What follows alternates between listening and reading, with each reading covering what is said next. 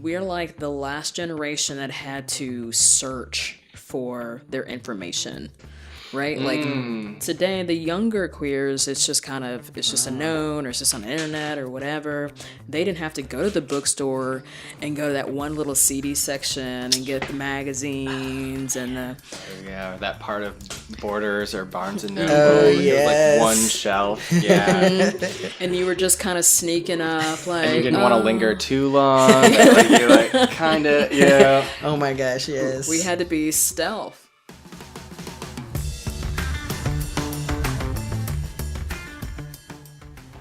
Welcome, Lindas. Hi. Hi, Linda. Linda. Hi, Lindas. Welcome to A Couple Lindas, where we're just a bunch of Lindas out here trying to figure out life and not knowing what we're doing, but we're keeping on, because that's what you got to do, right? Absolutely. In this day and age. It's all you can do. Yeah. I'm joined by JP of Hello. Short Mountain Cultures and Eric, who is an English instructor. Hi. Hi. Hey. Hey. So, JP, tell us a little bit about what you do at Short Mountain Cultures. Well, we are a fermentation food company. We make fermented krauts, hot sauces, tempeh, and water kefir, and coconut kefir. So we have a whole array of fermented foods that we dabble in. Yeah. So, for folks that aren't familiar with fermented foods, just kind of give a general explanation of what that is. Basically, fermented foods are foods that have been either cultured with a specific bacterial strain or yeast, or they are open air ferments that catch wild yeasts, and during that process, it transforms the food from like a raw cabbage to a preserved cabbage with the help of sea salt. The other ferments take a culture that it's like an isolated, either a bacterial strain or a yeast strain, and that's added to the food, and then over time it changes the chemical composition of the food. And in that process, you can acquire a lot of beneficial bacterial strains that are good for gut health and probiotic intake. Yeah. And a lot of that I know is like being in this area of Tennessee. I know that that's a big part of this community is fermented foods, and a lot of people have their own kraut makers and make their own fermented fruits and vegetables, and some fruits you can do, Yeah, but you mostly can do some you'll fruits. see vegetables like radishes and ginger and as well as cabbage. But and we'll touch on this a little bit later about how you got into that. But I want to transition to Eric, who is a linguist. I know you're English instructor, but I've come to talk to you about just language in general and how that determines the way that we kind of carry ourselves through the world. How did you get into that? Well, my background it actually came from poetry, really. It actually came from crippling anxiety and introversion, and feeling like I couldn't talk to people. And then that got me interested in poetry. And then once I was in school for poetry, then I, discovered some of the things in common that linguistics had with poetry. Yeah. How did you feel that the poetry helped you? I mean, I feel like poetry helps because it gives a sense of approximation. Like if you can't say what you want to say directly, then you can kind of approximate it or triangulate your way to it. Mm-hmm. Nice. And with linguistics, I know when I originally was thinking about doing this show, I don't know, I guess I'm obsessed a little bit about Southern culture, although we haven't touched on it much on this show just yet. It's something that I want to have ingrained in each episode, in the sense that, we're talking to people with Southern backgrounds. Maybe they didn't grow up in the South, but they are definitely a part of this community. You don't have to grow up someplace to be a part of a community.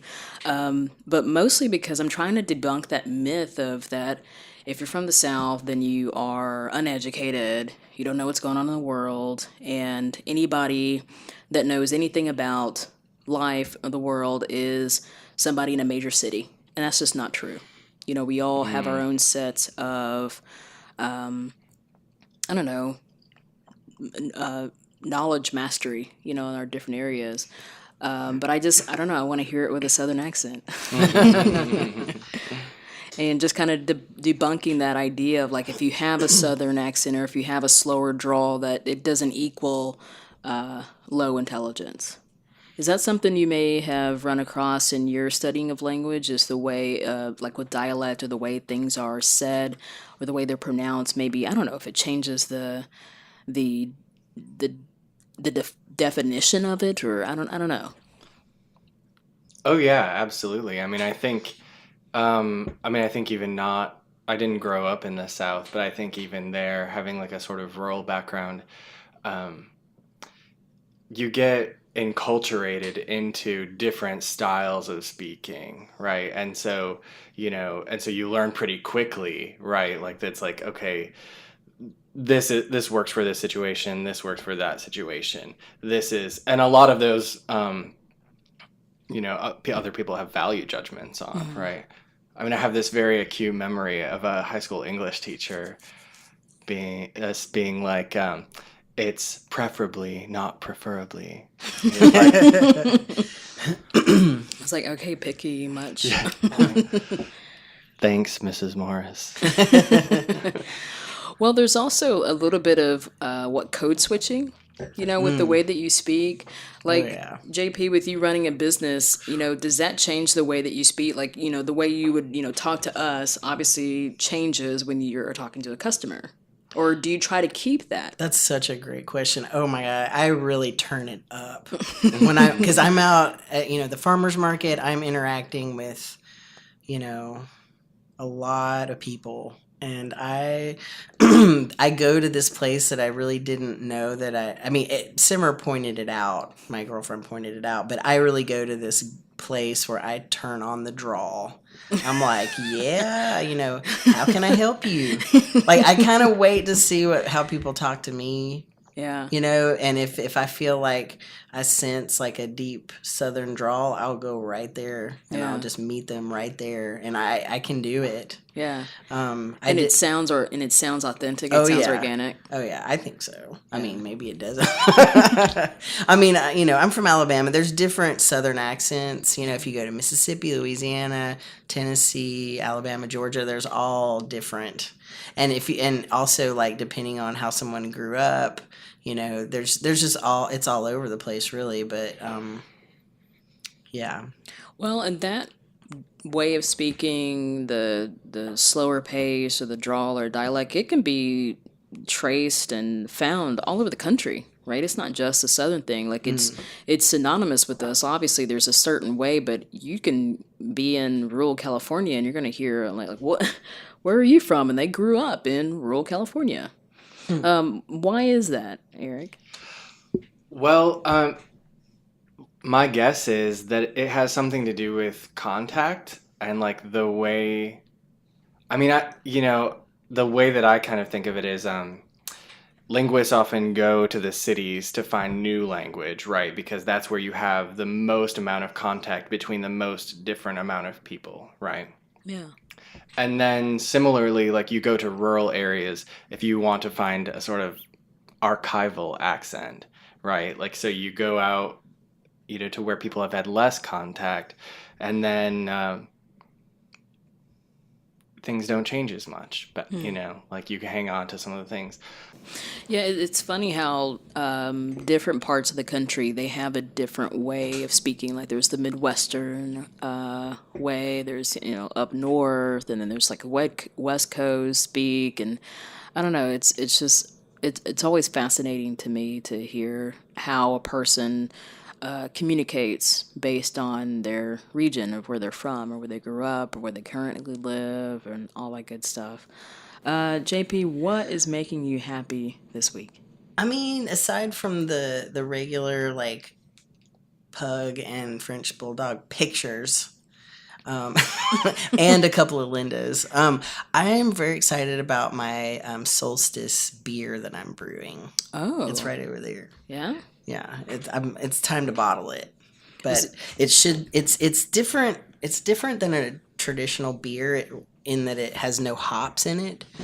Hops is an additive that is in all beers these days, but pre-purity laws, people brewed herbal beers for the sake of aphrodisiac effects and stimulant effects. So I brewed this particular beer for the solstice celebration with those particular intentions in mind. winter solstice? Winter solstice. That's when it'll be ready.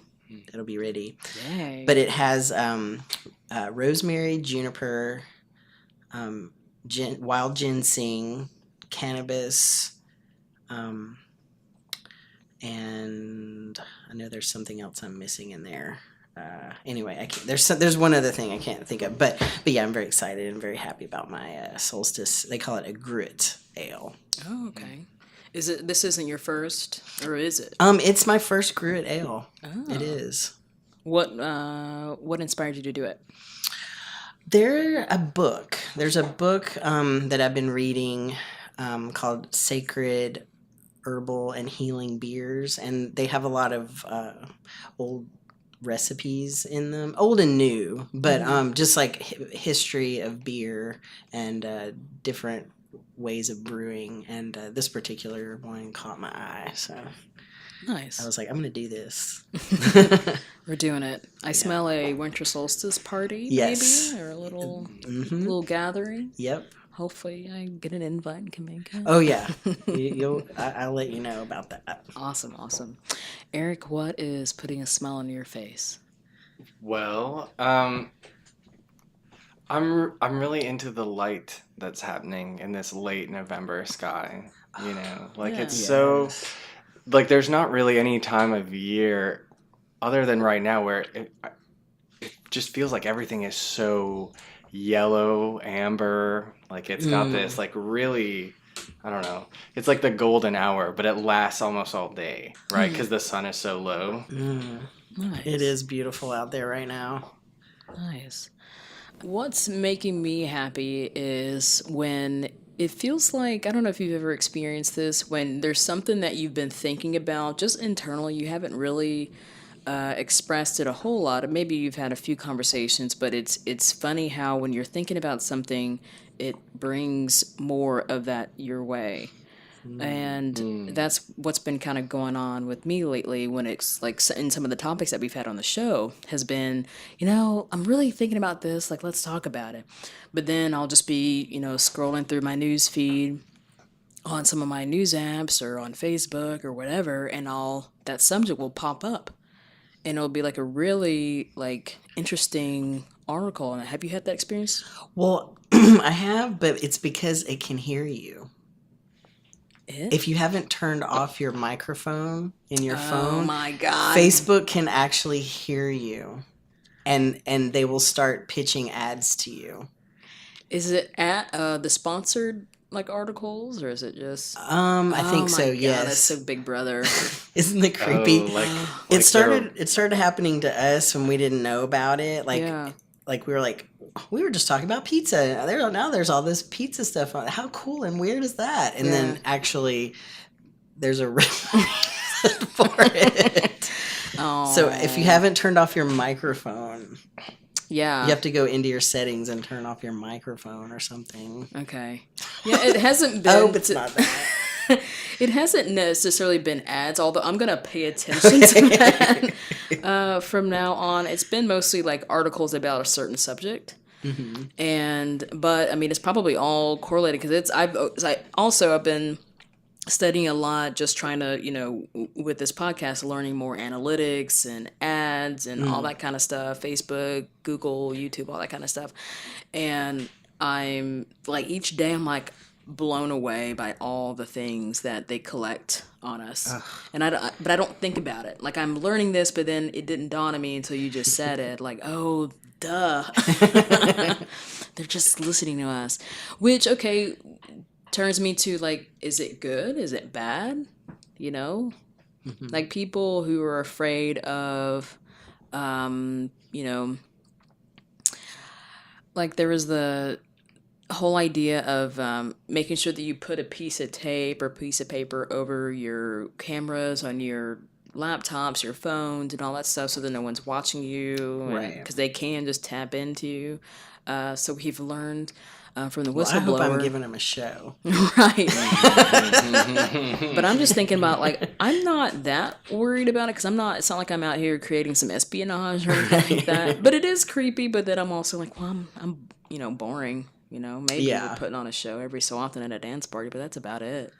I'm pretty happy. I mean, I'm not. I won't say I'm happy about it, but I'm not freaked out by it Yeah. because on some level, it's allowing me to go further than I would on my own with certain things. Yeah. I'm okay with it. I mean, I say that now. Yeah. But So let's dive into our porch sitting, our topic. All right. We're going to probably go all around the globe with this discussion, just because, all of us come from so many vibrant backgrounds and, life experiences and just things that we're into. So we're just going to kind of bounce around. Let's start with, like, we all met through rural queerdom, right? And I've come to it, although I still, live in a, slightly larger town, but it's still very much considered a rural town. It's like a micropolitan or whatever. I've never heard that term. Right? That's What was the good. word? Language, micropolitan. Micropolitan. I like that. I'm like, okay, who came up with that? I'll have a micropolitan. I want one too. But make it a double. Can you make mine a mango micropolitan? But there's this, okay, so talking about, like, being in larger cities. Like, each of us have lived in larger cities, and it was fun or whatever. It was, good time, but then you really just wanted to kind of be more centered. And thus, more people are living in these smaller communities, so that they're getting away from all the hustle and bustle. And especially nowadays with, like, gentrification running rampant, all that good stuff, it's harder for, young folks, anybody really, to make a decent living situation for themselves in these cities. So I'm interested, like, what drew you to rural living? Well, I mean, I grew up in a rural place. And so, I think, like, as, like, a young queer person, I just, like, didn't, even from a pretty early age, like, I just didn't see it happening again. I was just like, okay, like, enough of this. Like, Over it. yeah, ready to move on. So, and then when I found out about, like,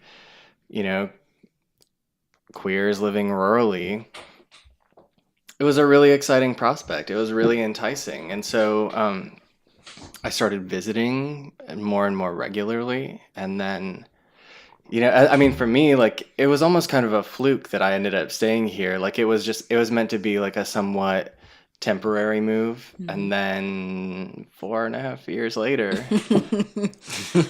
Here you remain. And, like, maybe even contemplating some land.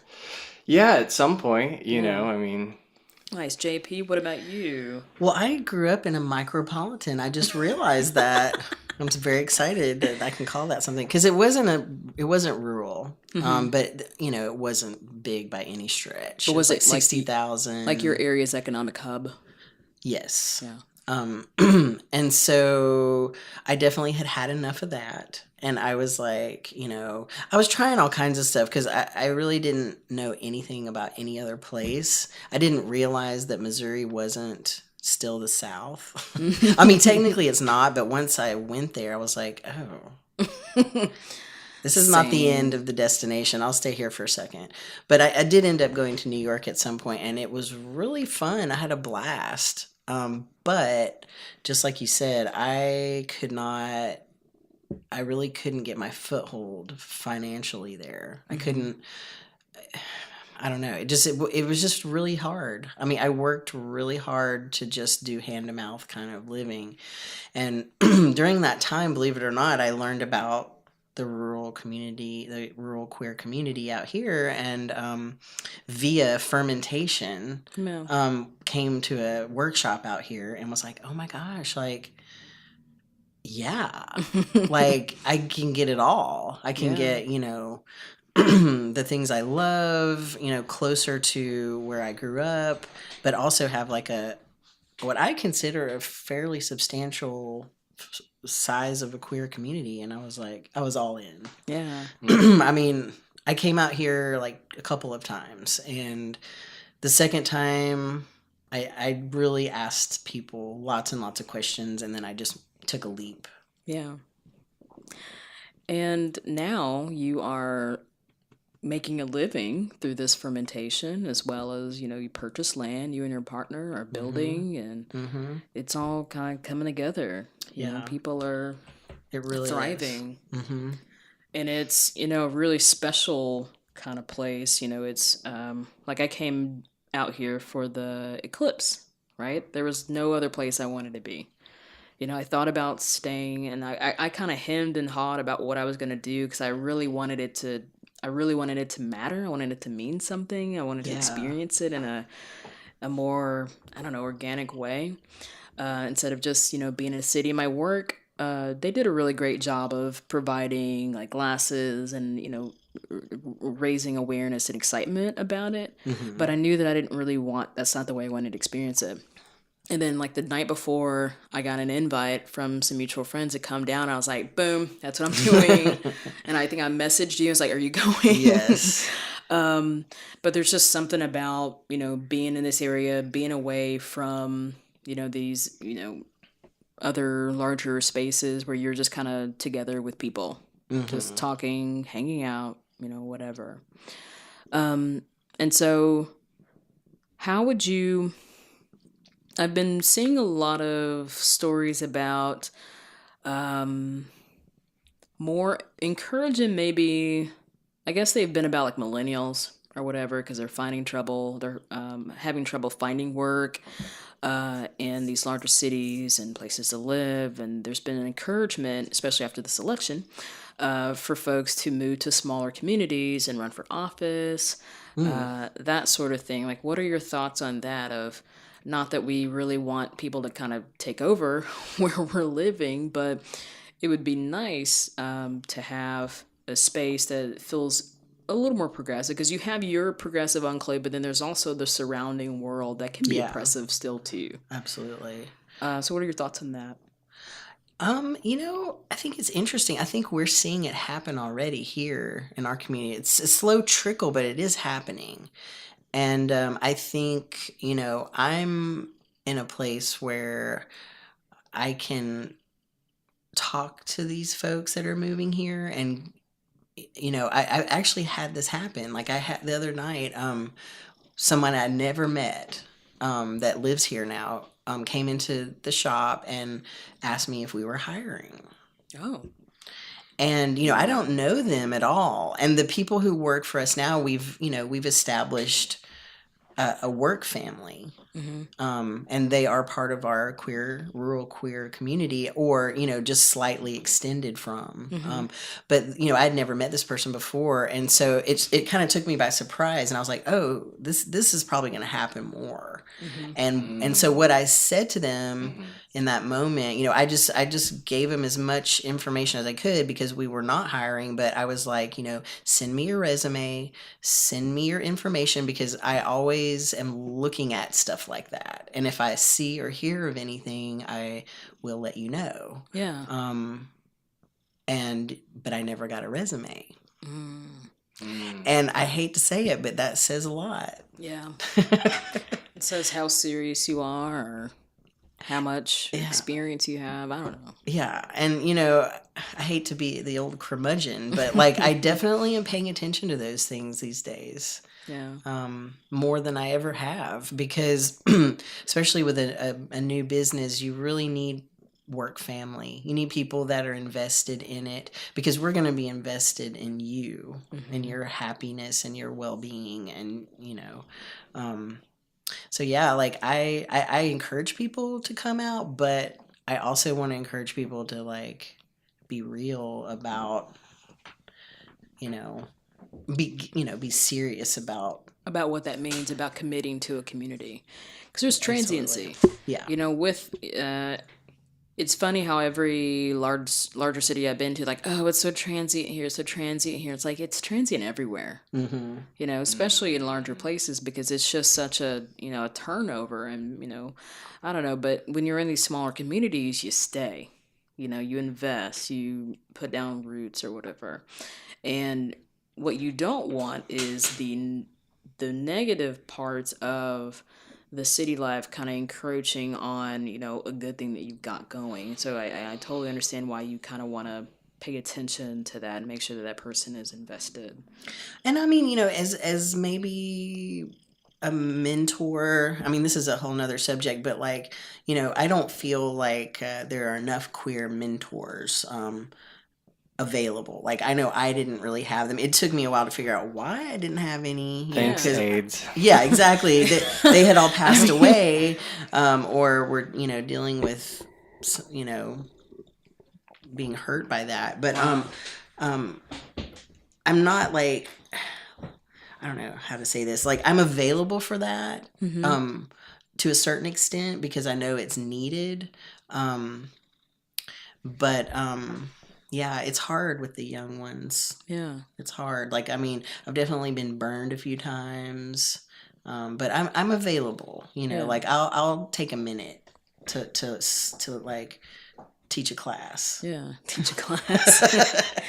Eric, you kind of touched on something. Has that been your experience too? Just kind of feeling like you've not had these mentors?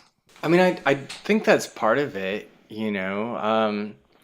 I mean, I'm actually lucky in some ways that, you know, when I was a young thing, you know, like I actually had like some strong queer mentors, mostly like butch lesbian women, and you know, They're always there. I'm who jealous.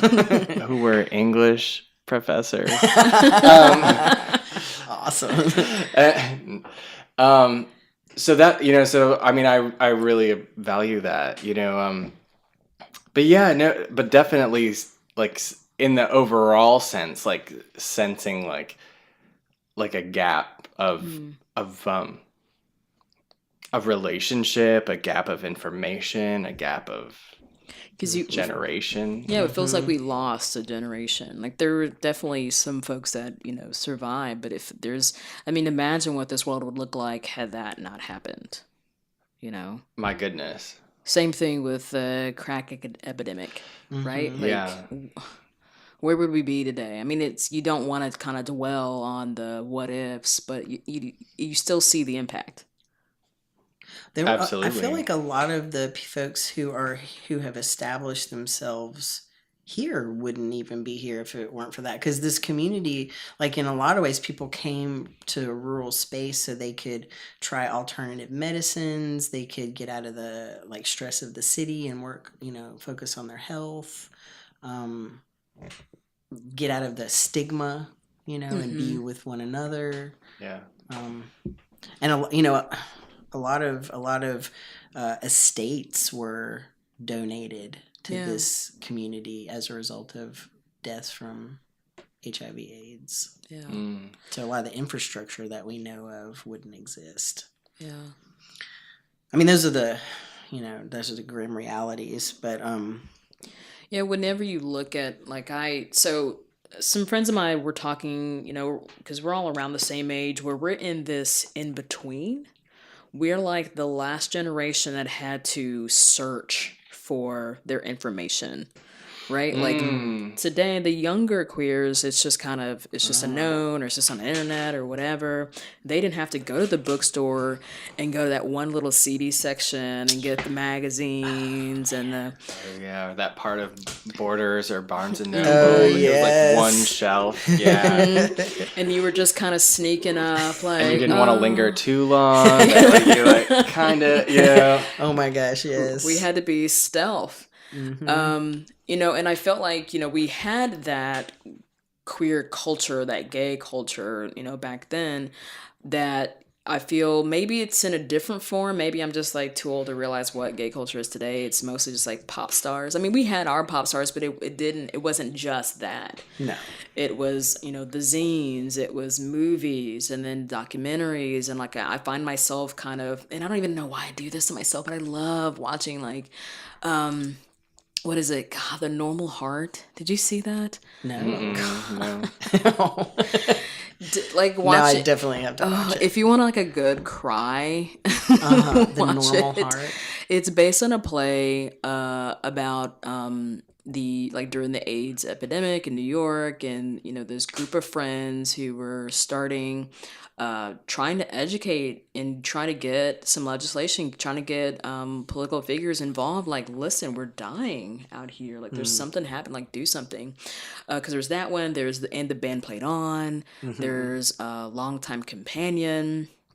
And I don't know why I always do this to myself, but I'll just like, oh, let me, even though I've like seen it 15 times, I'm like, let me just watch it again. And then I'm like bawling in the floor because it's just so gut wrenching.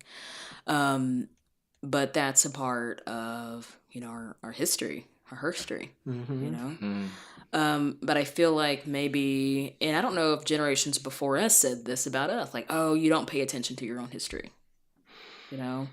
But did you find that that's, you know, some things that you did growing up where you're just like searching and just soaking up any bit of information you could about anything that was gay or queer or whatever? Yeah, I think that's where I was.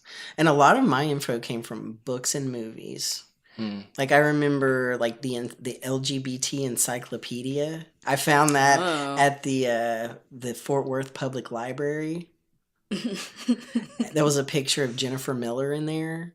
She's a part of the Circus and Mug. She's like a bearded lady, genderqueer. You know, I was like, oh my God.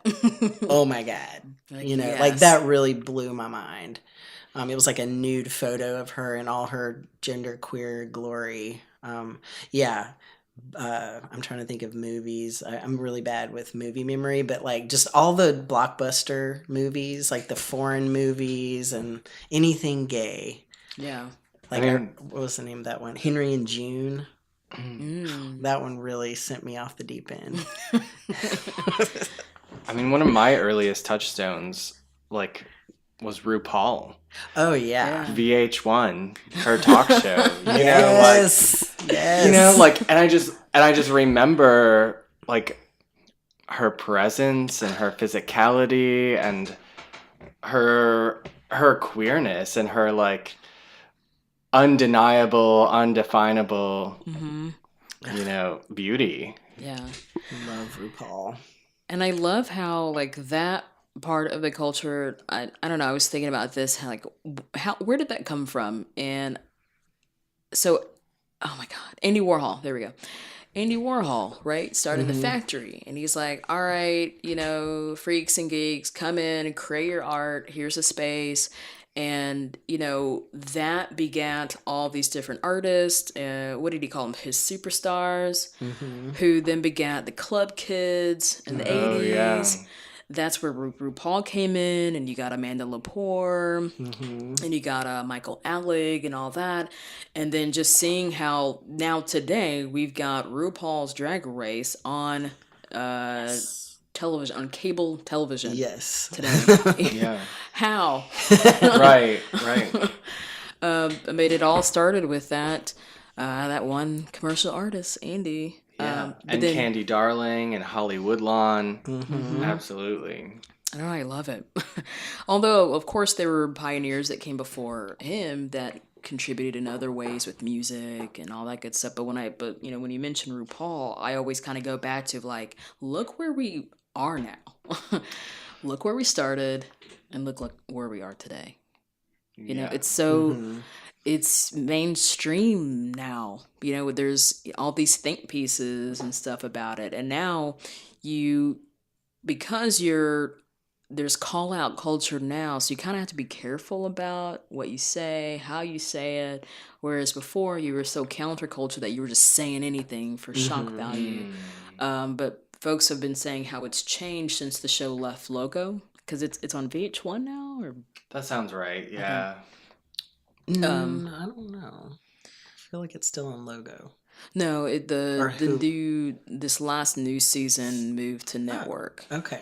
Which I there's don't like even been a know. whole big controversy of like, oh, this is great, but then after watching, people are like, oh, it's lost its kitsch factor. You Yeah, I know, have to be honest. I maybe fell off a season or two ago. before that, yeah. I'm still deep in it. Deep in the RuPaul. Yeah. I listen to her podcast a lot. That's a good one. It's a really good one. And the thing that I'm finding that I really resonate with RuPaul is like she can articulate her sentiments about the like sort of generational gap that's happening really well, like in a way that feels empathetic, but also like, like children. Like you must pay attention to your history and your people who came before you. Like it's not like this just happened by accident, like we all have worked very hard for this, and I can really appreciate that because I get really frustrated. Cite your sources.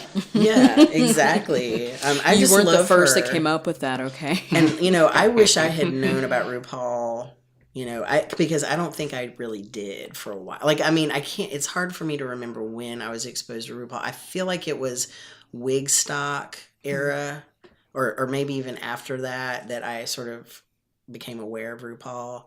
But I have just grown to love her, and she gets a bad rap from some folks. And I will stand up for her. I don't feel like she's like unwoke or whatever. Well, she's not. Yeah.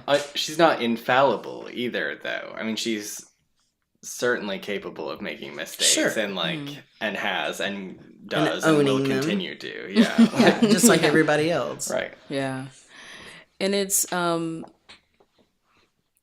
interesting. Like, so I first heard about RuPaul. I remember just watching her supermodel video on television, but I didn't think anything about it. I just remember being like, yeah, of course. Oh my gosh, I still love that song. It was, I don't, Supermodel. Do a twirl. Work. you better. Cover girl. This Put is the the bass story. in your walk. Head to toe. This is the story of a little girl from Detroit.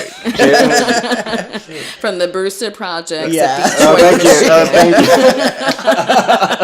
Yes. But it didn't really, I don't know, it just didn't resonate until like years later. But like, every word. Right. You heard it as a kid, as a young person, like that was just a part of, and it was crazy to think that like, yeah, she just had a music video, no big deal. Right. Of course. Like And then having, the television show with Michelle Visage on VH1, the talk show, and then going to, I'm trying to think, I mean, I didn't come to Paris is Burning until later.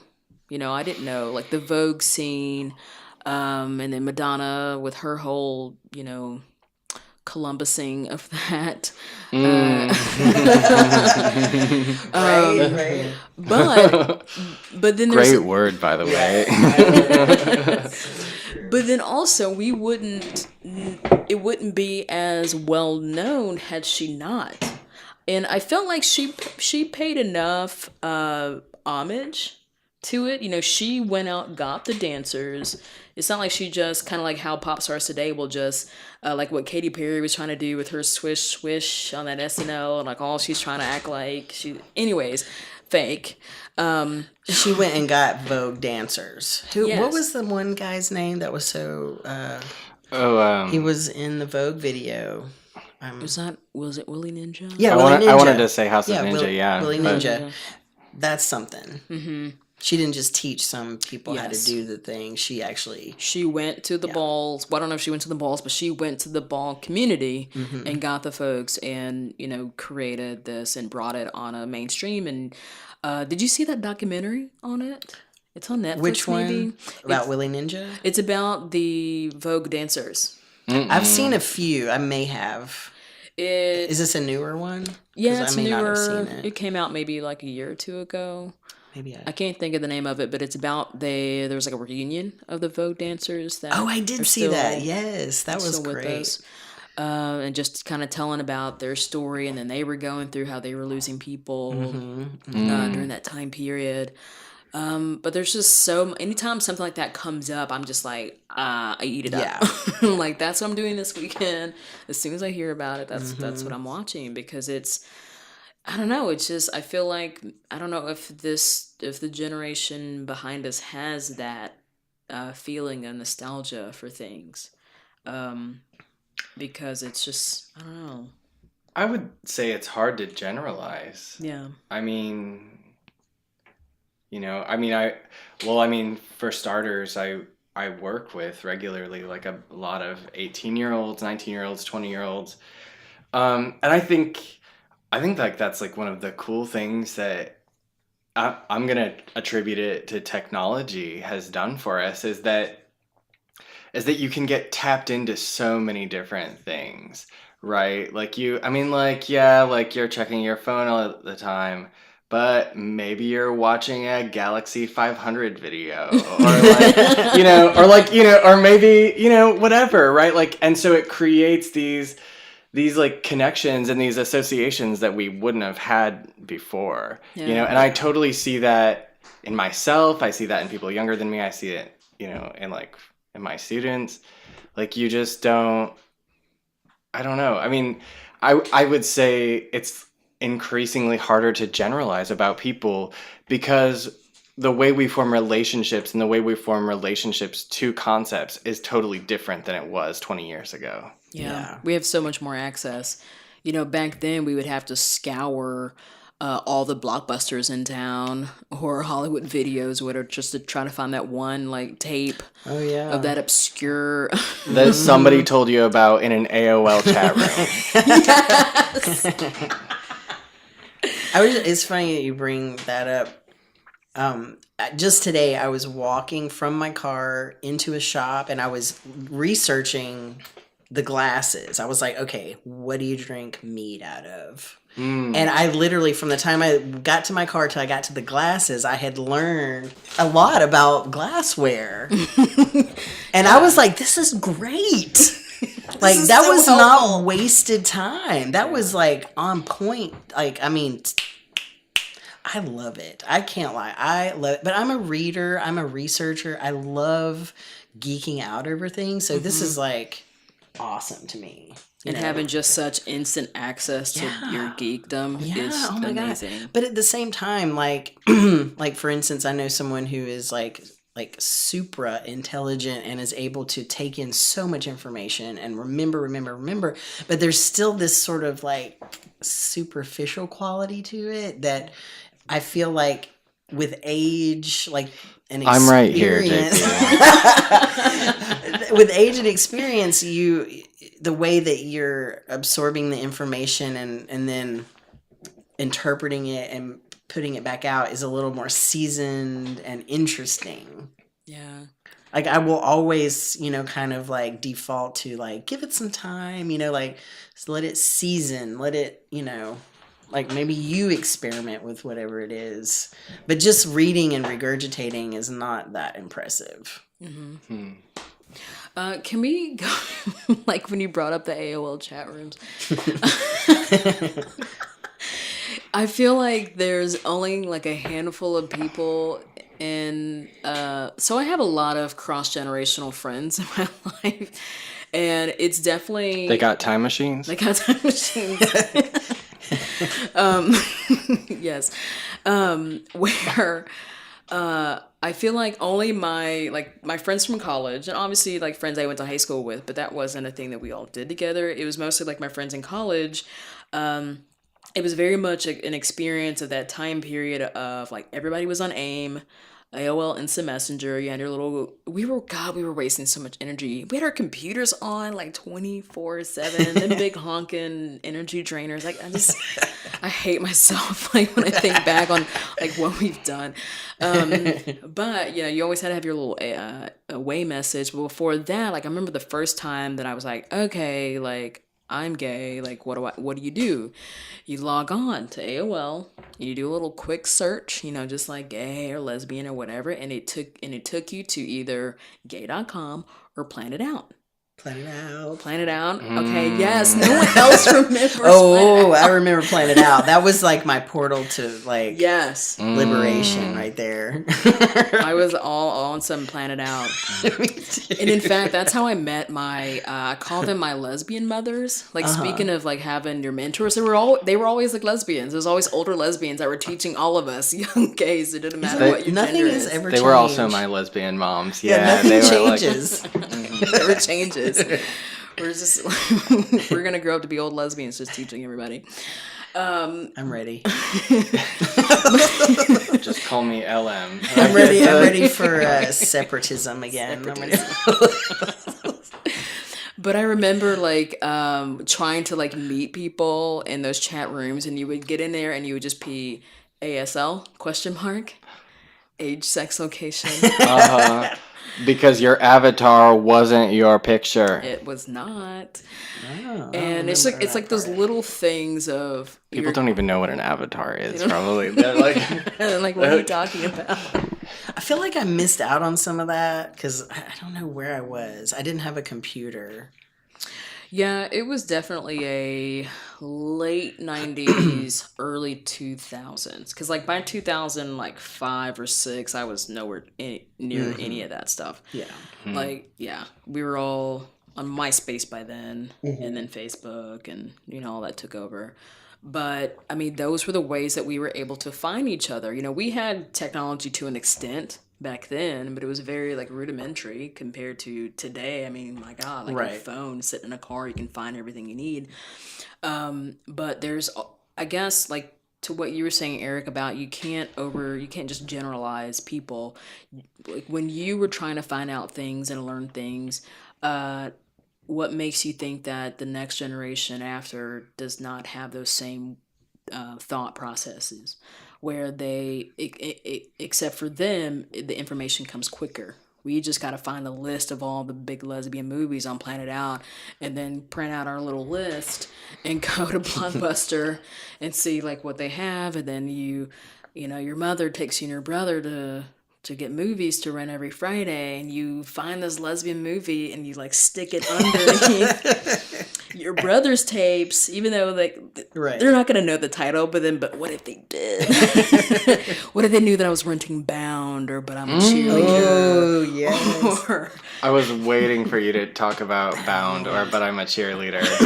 I love But I'm a Cheerleader. FYI, RuPaul, yes. FYI, Bound is on Hulu streaming now. Oh. I just discovered that. Might have to revisit that one. My little teenage heart like exploded for Gina Gershon. Right. Anywho, such a good movie. it really was, and it had like the hottest scene. Anywho, Jennifer Tilly, yeah. So many classics and so many bad scripts that I still watch. Like Go Fish. Oh, that was awful. Exactly the one I was thinking of too. Awful. Like I those haven't seen that independent movies that are so bad, but you don't care. I don't care. They're gay. Watch them anyway. It's only Just any little tiny tidbit of. Any bit of gay culture you can get, you take.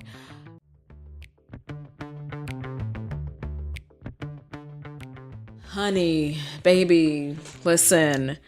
What are you doing? Eric, do you have a honey for us? People still using Febreze.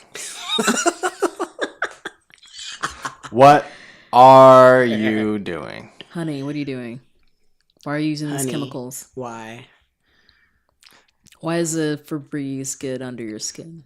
I mean, you know what it smells like. We know what it smells like. We know what it smells like underneath what it smells like. You What you're cannot trying to cover up. poop with perfume. You cannot, baby. Right? Like, We know what you're trying to do. bar life is an attitude. You know? Oh, scents. Scents are so important. You know, like what are some other scents that you just cannot stand? Axe body spray. Axe. It's so oppressive. So oppressive. It's like Yeah, it's so chemically and it's real like bad. it's not real. It's like not a real, I know what you're doing. And usually it's all over because that's how they tell you to use it. Oh, yeah. And that's what folks that use Axe, that's what they do. It's like, baby, I smell you from over here, and you're like still up the road. Like, oh, so and so's on their way. I smell them. How, like, those kinds of smell, like Axe or Febreze, like how they cover the smell of smoke, and so it still smells like smoke. Yes. But then you just have this, like, fruity tooty, full and juicy smell on top of it. Like, yes. it's, yeah, like... I know that. That's the, like you said, the bar smell. Uh-huh. You come home, you don't just smell like cigarettes. Yeah. You smell like all that other stuff, and the cigarettes is so bad. The staleness of the Honey, honey. What are you doing? Stop. put your clothes out. Just strip outside. Yeah, that is the worst part about going to bars that smoke. And like you come home and you just have to like burn everything. Yeah. And start over. And Yeah. I don't know if it had anything to do with what you did that evening or just, you know, the smell of the bar, but you gotta start over again. I learned recently that I'm not against like all chemical smells. Like I have recently fallen in love with certain kinds of designer fragrances. I also really like the smell of like a lot of popular brands of dish soap, like Dawn, Joy, Palmolive. I went through a Gain, like the powder version in the big box. I went through a Gain obsession some years ago. I don't know what that was about. Is that But a clothes washing? Yeah, Detergent, not dishwashing, but yeah, like laundry detergent. Where like my mom would always have that big like box, and I don't know, I just had to like open it up and like take a hit. I don't know why, but I totally get it. My strange addiction. Don't ask questions. Some gain. But you had like gotten away from designer scents. And... Yeah. And I think in some ways that coincided maybe shortly before or like around like moving, you know, here and like people and their, you know, their like hippie body odor aesthetics and like which like I still really like in a lot of ways, but I've also come to realize that like, you know, part of like, you know, my sort of femme self-care needs is to smell good and like Yes. and to supplement, you know, like whatever one's natural odors are with, Yes. you know, with perfumes and oils. No, I feel you. There's nothing better than like this like a sexy person and they smell good and you're like, you know. I remember someone told me once you should smell like try to smell like someone like something that someone wants to eat. Coconut. Oh my god. Like like that's a good one. I don't want like you to be like, you know, heavily perfumed or anything like that, but I want you to like smell nice. And it could be a natural scent, but like coconut, like an that's the coconutty. key to like couple your natural odor with something good. Like coconut oil is perfect. I've been kind of dabbling in making my own like little roll-on perfumes recently. Like I bought a whole bunch of like different essential oils, and like the base will usually be like a coconut oil, but then I'll use like orange and lemon and sandalwood and musk to kind of create like a little scent. I found some. That sounds like a delicious cookie. That's supposedly that's what you should smell like. Something that someone wants to eat. I mean, Yeah. if we're being Yeah, real, yeah, eat me. Maybe not like a steak. Not a steak. You want to smell like me, but just something delicious, delectable. Yes. Although I did recently see an article about how iconic Montreal steak seasoning is, like how we have, speaking of like scent and taste, we have these like touchstones, right, that are like, like seasoning salt, right? Like it's like, what is that?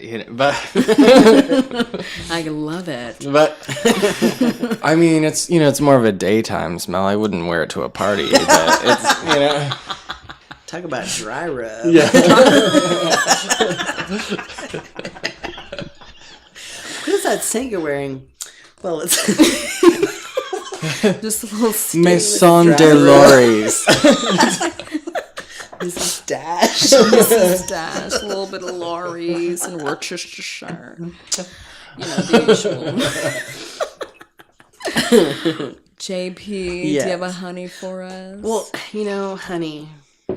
Honey, what's on your mind? I can just say, one thing that's coming out at me right now is just like, even with all the ideas that are available out on the internet, if you're a creative individual, you shouldn't have to guard your ideas like with an iron gate, for fear of people close around you, just kind of like, I don't know, sucking off of them for their own ideas.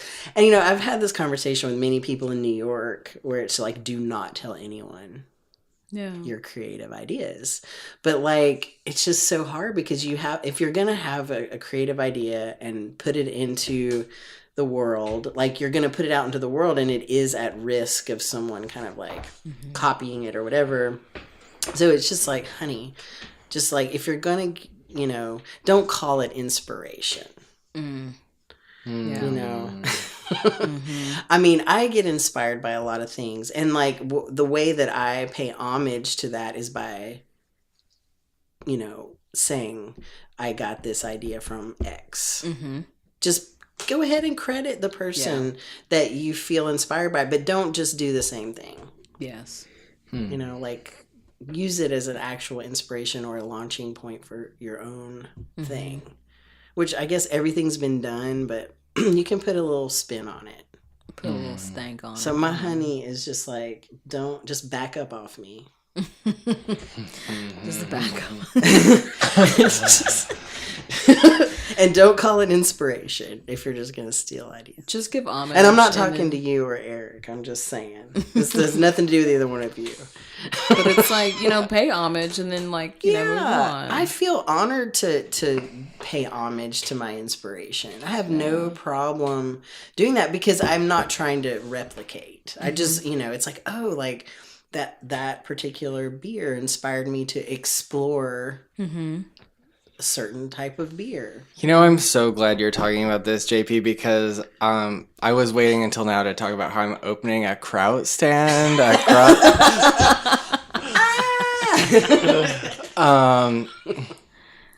So glad. There is not room enough for two in Woodbury. 2018, come check us out. We might as well just make a conglomerate. Yeah. There's not room enough for two. JP and I are already discussing a buyout agreement. It's happening. Linda. Get into it. Lovely Linda's. Lovely Linda's. Sorry about your log. So maybe I think I've got two. Because they're just one of them. Charlie Rose. Honey. Why, honey? Why are you trash? Why are you trash? Why? Having a decade-long career in public broadcasting, you walk through life thinking like, yeah, like we're all doing, like we're doing it right. We're the good people. But then he and the head of news at NPR, Michael Oreskes, and it's like, oh, I didn't hear about that. yeah, that happened a few weeks before Charlie's situation came to light. But it just goes to show that no place is sacred. You think like these. It's true. You think of PBS and NPR being the beacons of all that is good in the world, and like they still are. There's definitely good people doing good work, but there's like a few of these folks that have made their way in, and they are being problematic as fuck, and they gotta go. And I'm glad that they're being called out on it finally, and that the women's voices are being heard. And it sucks that it has taken this long for the voices to be heard, because people will never want to believe women's voices, female voices, femme voices. They never want to believe them. And even like, there's lots of men and boys that are experiencing this, and it's nice that this is finally, coming into light, and that people are standing up. And speaking of standing up, so in our little state of Tennessee, there is a tradition of sports, and of course, the biggest one being football. Which one is that again? The one where the ball doesn't actually touch the foot that often, as JP pointed out earlier. And how it's interesting how all of these people across the state and across different paths are up in arms by a potential coach that might have been coming in because he had caused harm to their students, which granted, yes, very, very important. You don't want a person that's going to cause harm to young people. No, you don't want that at all. And I'm glad that people are actually standing up and saying something and being vocal about it.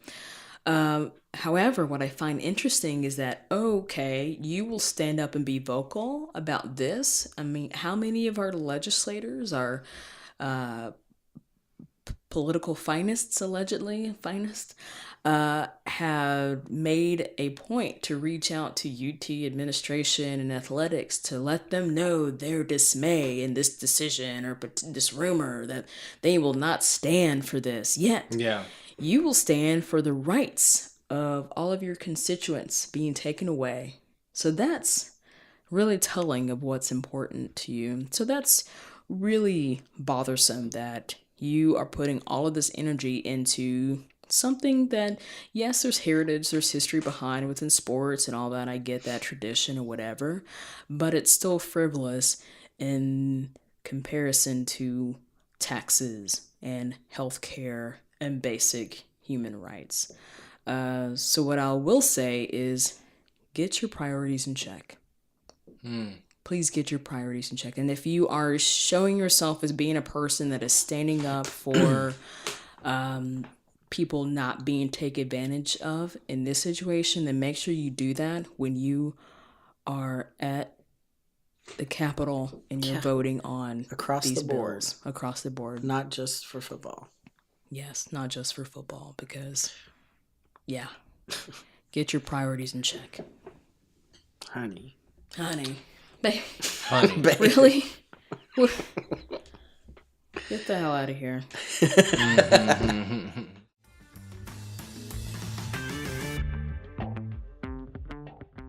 Well, Linda's, this has been fun. It has. It's felt like a trip down memory lane of our youth, as well as, see where we're heading to in the future. If you have any show topics or any questions you want to ask us, reach out to us at our email address, coupleoflindas@gmail.com. We're also on Facebook and Instagram at A Couple of Lindas. So we're easy to find because there's very few things named Couple of Lindas. So that's super helpful for our SEO. I want to thank you again, JP, for opening up your home to us. Oh, yes. And serving us these delicious meads and wines and cocktails and beers and all the... And nobody's real drunk. No. That's how you know it's quality. And Eric, thank you so much for joining us. Thank you for having me. Yeah, I know you were like one of the first people I was like talking to about this idea. We were Linda-ing on a porch. As we do, usually as Lindas. when we see each As other. Lindas do. We usually like gather in a corner and just Linda out. So, all right, we will see you next time on A Couple of Lindas. Bye. Bye. Can I get an amen? Can I get-